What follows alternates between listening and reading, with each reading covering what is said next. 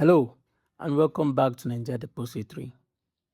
Last time, we told the story of a king who ran out of patience and gambled everything on a single dawn raid and lost. This time, we are meeting a king who did almost everything right: careful diplomacy, centuries of precedent, a kingdom so old, so independent, so untouched by the scramble for Africa that by 1897 it stood as one of the last fully sovereign African states in what is now Nigeria. They came for him anyway, and when they left, they had burned his capital, stripped his palace of centuries of royal art, and put him on trial in his own country. This is the story of Oba Ovonramwen of Benin, and this is the story of how the most famous looting in Africa colonial history began. To understand what happened to Ovonramwen, you first need to understand what made Benin different. By the 1890s, the Kingdom of Benin had already existed for roughly 6 centuries under one unbroken royal dynasty. Its capital was a walled city of broad avenues. Its royal palace held a bronze and brass casting tradition, cast plaques, commemorative heads, choral regalia that had been in continuous production for hundreds of years, made by hereditary guilds working exclusively for the crown. Benin had been trading with Europeans since the 1480s, longer than almost any West African kingdom, and unlike its Delta neighbors, it had never signed away its independence. It didn't need to. Benin controlled its own palm oil, rubber, and ivory, and it didn't depend on European goods the way other kingdoms did. That made Benin something the British trading interests in West Africa found genuinely intolerable, a kingdom they could not bypass and could not pressure through trade dependency because it simply didn't need them back. In March 1892, a British vice consul named Henry Galway arrived in Benin City seeking a trade agreement.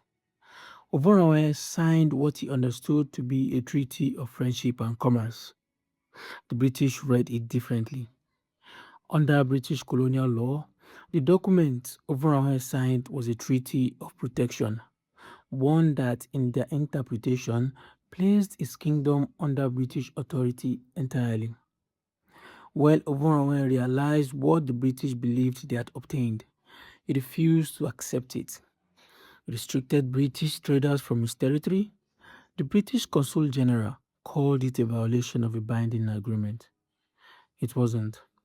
It was a king recognizing he had been misled and drawing a line. But in the world the British were building across the Delta, drawing that line was itself treated as an act of hostility. While you're here, please take a second to click the subscribe button down below and turn on post notification to get notified of our posts. Thank you for your support. We'll continue. By late 1896, a British official named James Phillips had decided Benin's independence was both a commercial obstacle and a personal opportunity.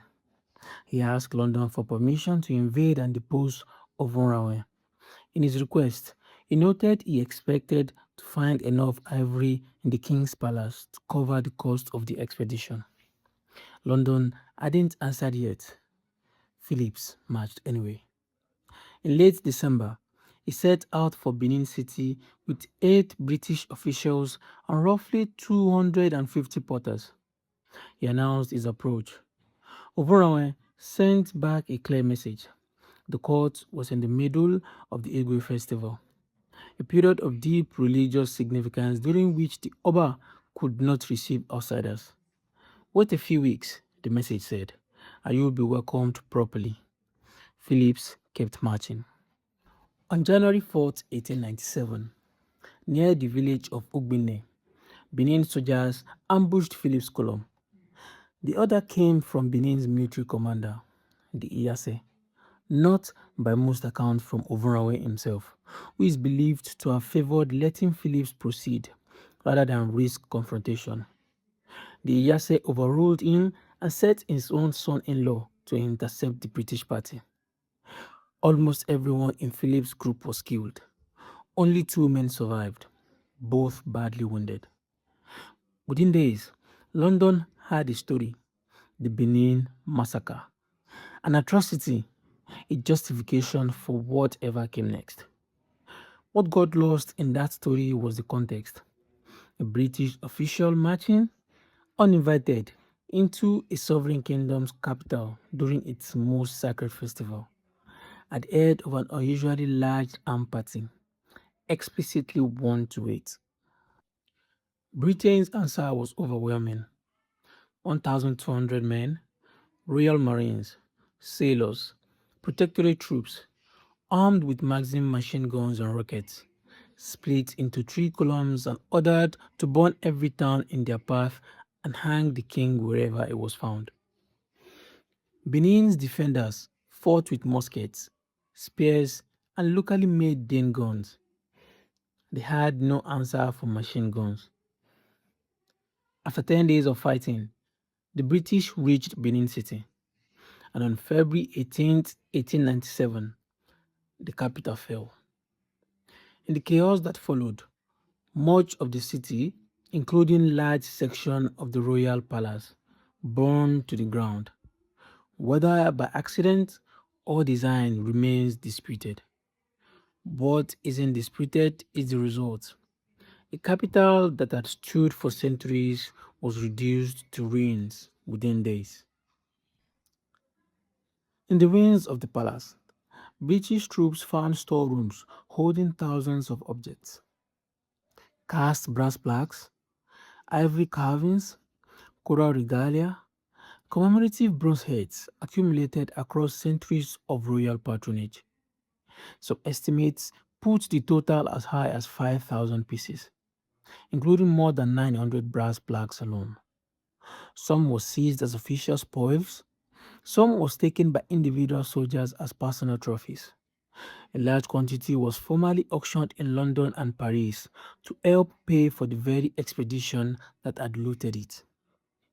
These objects, catalogued afterwards by European art historians, who had never credited African societies with metalwork this sophisticated, forced an uncomfortable reassessment. The same artifact seized to help fund Benin's destruction became, almost immediately, evidence of the civilization Britain had just destroyed. They came to be known as the Benin Bronzes. Today, they sit in roughly 160 museums around the world. Ovonramwen evaded capture for months. In August 1897, he surrendered on his own terms. He was tried for his connection to the Ugbinne killings and was not found guilty. It didn't matter. He was deposed away and exiled with two of his roughly 80 wives to Calabar, hundreds of miles from the throne he had inherited. The former structure of Benin's monarchy was dismantled and a British resident took over. Ovonramwen never went home. He died in Calabar in January 1914, 17 years into an exile that began with his capital in flames. That same year, his son returned to Benin City and was crowned Oba Ewika II, restoring the royal line even as real political power stayed firmly in colonial hands. In 1938, the British handed back a portion of Ovonramwen's coral regalia to his grandson. Receiving it, the new Oba is said to have cried out, "The poisonous arrow has killed the elephant," an old proverb marking a long-delayed vindication. The throne survived. The kingdom, in any political sense, didn't, not for generations. But the art did. Thousands of objects looted in a single week in February 1897 still sit today in museums from London to Boston to Berlin. Physical proof of exactly what was taken and from whom. Next time, we'll follow those objects forward more than a century through auction houses, museums, vitrines, and finally, slowly back home.